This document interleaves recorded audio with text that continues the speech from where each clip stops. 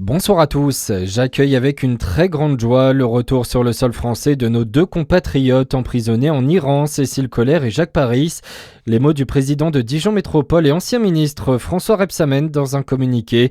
Le couple a pu quitter l'Iran à l'aube et il est actuellement en route pour Paris.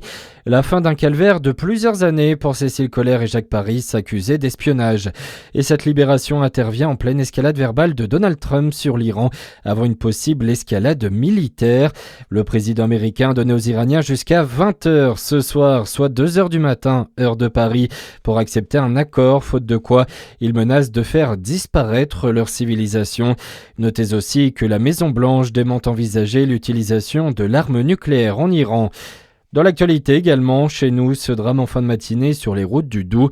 Une collision entre une camionnette et une moto au niveau d'une intersection sur la commune de Déservillers au sud de Besançon.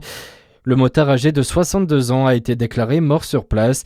L'autre conductrice de 22 ans a été grièvement blessée et il y porté au CHU de Besançon. Du monde s'est retrouvé en fin de matinée à Longwy en Côte d'Or. Plusieurs dizaines de personnes se sont retrouvées devant les locaux du transporteur Ziegler précisément, qui a été placé en liquidation judiciaire la semaine dernière.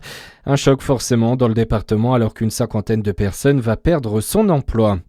La ville de Lons-le-Saunier agit pour les chats errants à partir du 15 avril afin de mieux maîtriser leur population et leur état sanitaire.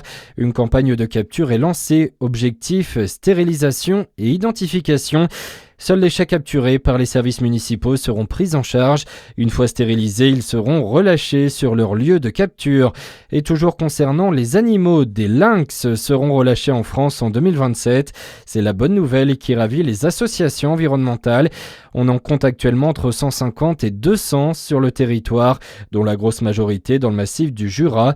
Mais l'intégration de ces nouveaux individus ne suffit pas pour protéger l'espèce, selon Natacha Bigan, vice-présidente de l'association de protection animale Ferrus. Ça ne sert à rien de relâcher les lynx si on ne travaille pas du tout sur les collisions routières ou si c'est des mesures un peu cosmétiques. Il faut travailler les deux et faire en sorte que les lynx qui sont relâchés ne finiront pas sous une voiture dans l'année qui suit. Ça n'aurait pas de sens. Et aussi, du coup, tenir des engagements. Maintenant que l'État a dit des lynx seront relâchés en 2027, il va falloir tenir le planning tout en respectant les études qui doivent être menées d'ici là. Et sur les 5 dernières années, plus de 100 félins sont décédés après des collisions routières.